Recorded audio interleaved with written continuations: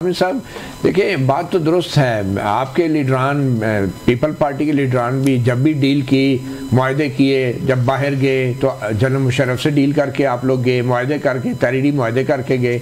अब अगर PTI establishment से मुज़ाकरात करना चाहती है तो नून लीग को क्या एतराज़ है, और कि आप क्यों समझते हैं कि इनको आपसे बात करनी चाहिए? आप खुद तो बगैर एस्टैब्लिशमेंट के हुकूमत में भी नहीं रह सकते।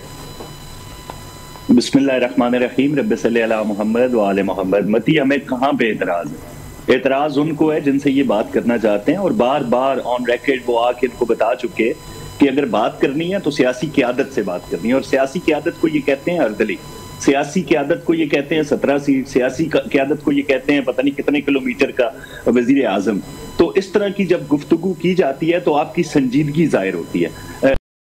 एक तरफ तो एस्टेब्लिशमेंट को बार बार पैगामात भेजते हैं। अब मसला इनका अंदरूनी है, वो सारा गुस्सा हम पे निकालने की कोशिश करते हैं कि यार जो कुछ है, जितने भी मुकदमात हैं, जो वसीयतें हैं, जो मसाइब हैं खान साहब के पीछे, उसके पीछे हुकूमत वक्त है, बिलखसूस PMLN की तरफ इशारा करके। तो हमारी तरफ से तो कोई ऐसा मसला है नहीं।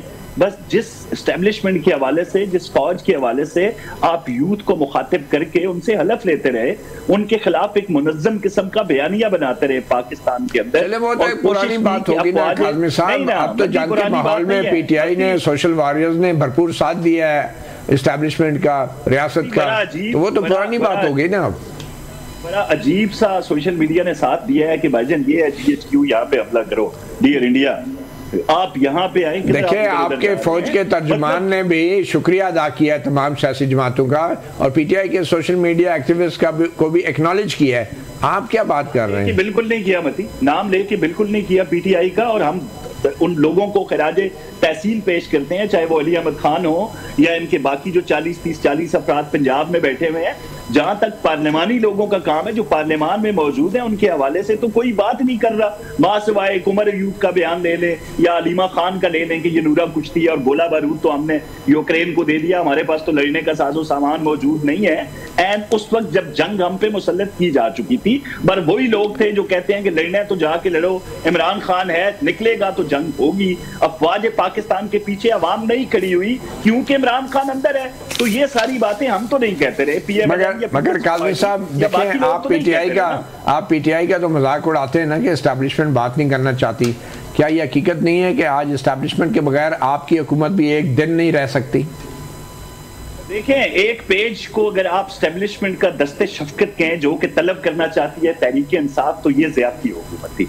इस वक्त जो भी मामलात इंटरनेशनली चल रहे हैं, हम जाके सिफारती मैदान में, जो मैदान अमल था उसमें हमने शिकस्त दी, अब हम सिफारती महाज पे भारत को शिकस्त देना चाहते हैं। उस तरफ से क्या हो गया? हम मार्च करने जा रहे हैं, हम टेंट लगाने जा रहे हैं, मोटरवेज बंद करने जा रहे हैं, हम बरगला के जंगलों में जनाब वहां पे जाके एक विलेज बनाएंगे जिसको टेंट विलेज कहा जाएगा। तो इस तरह की संजीदगी को आप देख लें कि एक जमात किस तरफ जा रही है। दूसरी तरफ हमें आप बेशक कह दें कि हमें सहारा जो है वो एस्टेब्लिशमेंट का है, नहीं है, हम उनके सारे चल सकते हैं, नहीं चल सकते, लेकिन मुल्क नहीं। आप क्या एस्टैब्लिशमेंट के सहारे के बगैर चल सकती है आपकी हुकूमत?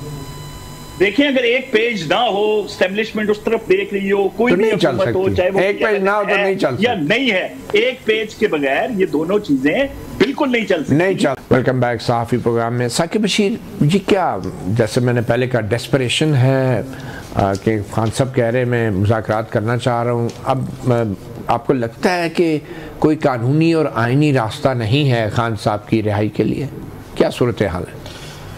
वैसे जो डिस्प्रेशन का वर्ड आपने इस्तेमाल किया, मैं इसको बिल्कुल सेकंड करूंगा। उसकी वजह है जो बात, जिस तरह उन्होंने बात की आज अडियाला जेल में कि हमारे केसेस नहीं लगाए जा रहे। पहले तो ये उनको शिकवा था कि हमें जो है हमारे खिलाफ केस बनता नहीं है, मेरिट पे हमें रिलीफ मिलना चाहिए, वो मिल नहीं रहा। अब जो शिकवा है वो एक्सट्रीम लेवल का है, और मैं एज ए कोर्ट रिपोर्टर भी समझता हूँ कि ये हमने कभी इस तरह देखा नहीं है कि केस ही ना लगे। मतलब रिलीफ मिले या ना मिले वो अलग बात होती है, यहाँ पे केस सही वो बात कर रहे हैं, केस नहीं लग रहा। 17 जनवरी को सज़ा होती है, 27-28 जनवरी को वो उस पर जब वो अपीलें फ़ाइल करते हैं, सज़ा मुअत्तली की दरख्वास्तें मेरे ख्याल में मिड फरवरी में उन्होंने दायर की।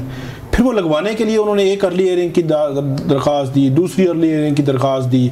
पिछली जो ईद थी उससे ईद उल फितर से पहले 25 मार्च को आई थिंक समाअत थी, तो जज साहब ने कहा कि ईद के बाद हियरिंग होगी।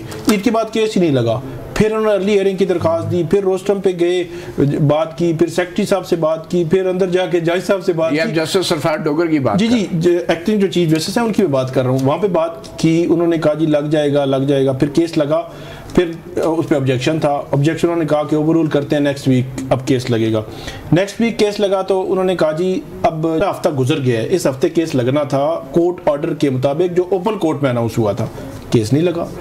अब इस हफ्ते भी ये आज मंडे है, आज से फिर इन्होंने स्ट्रगल शुरू कर दी है कि केस नहीं लग रहा। ये वैसे जो केस ना लगना जो है मेरे लिए हैरान कौन है, उसकी एक मैं वजह बताता हूँ।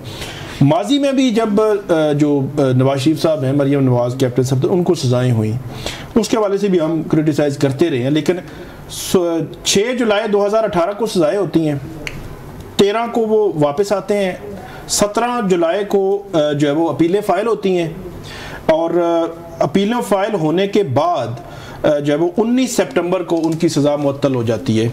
ये बनता है दिन तकरीबन 2 माह। तो यहाँ पे सिचुएशन ये है कि 5 माह हो गए हैं, उनका केस ही नहीं लग रहा।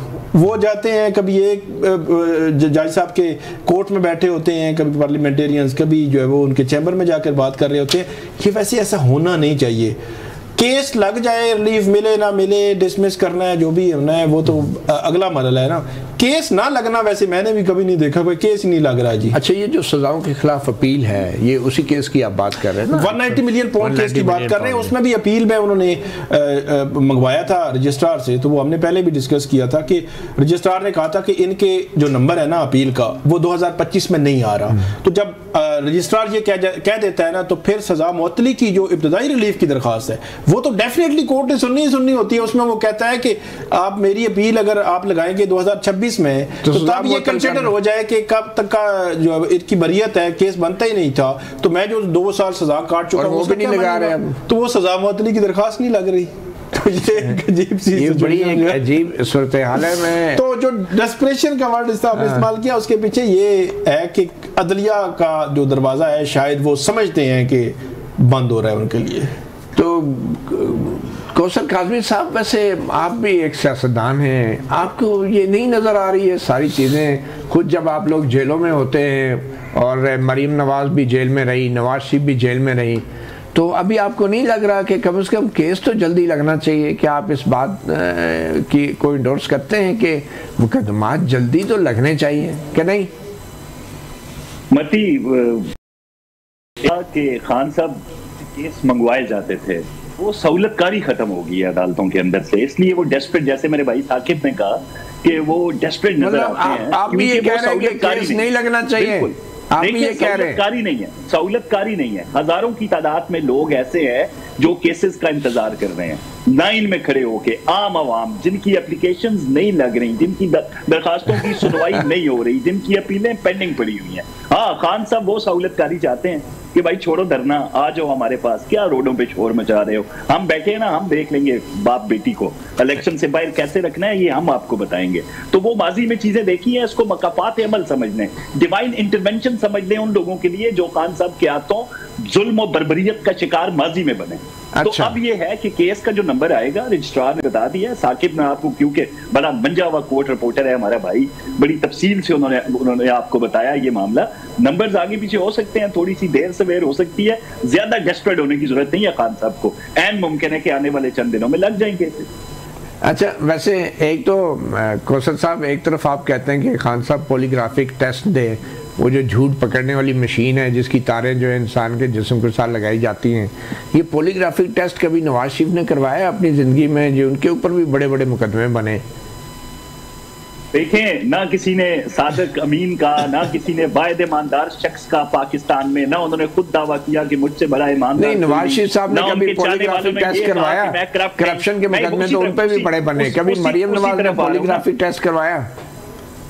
पा रहा हूं कि जो शख्स हमेशा ईमानदारी के दावे करता रहा, ये एग्जाम्पल सेट कर दे आइंदा बाकी जितने भी चोर हैं उनके लिए। ये पहली दफा आ जाए, क्योंकि वो तो कहते थे मुझे तो तलाशी के हवाले से तो कोई मसला ही नहीं, बंदा अंदर से साफ हो तो तलाशी देने में एतराज क्या है? भाई तलाशी दें अगर आप साफ हैं। तो वही बातें अब खान साहब के सामने आ गई हैं, एग्जाम्पल सेट करें सबके लिए, क्योंकि वो तो कहते हैं खान बाहर आएगा तो सबको देख लेगा। हो सकता है खान साहब को कभी किसी का मौका मिल जाए तो एक एग्जाम्पल सेट करके वैसे जो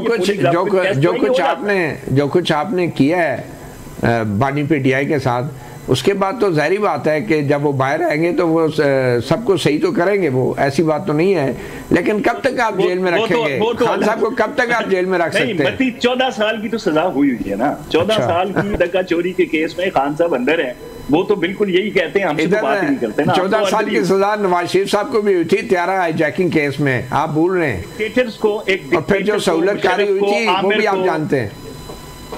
डिक्टेटर को जिसने शब खून मार के हुकूमत की बागडोर संभाली, मुल्क का आइन तोड़ा, उसका कंपैरिजन कम से कम मौजूदा चाहे एस्टेब्लिशमेंट है चाहे हुकूमत है नहीं। वैसे उसमें और आप में फर्क क्या है? इलेक्शन जिस तरह हुए और फॉर्म 47 की जिस तरह गवर्नमेंट बनी, तो कोई फर्क है जनरल मुशर्रफ में और आपकी हुकूमत में?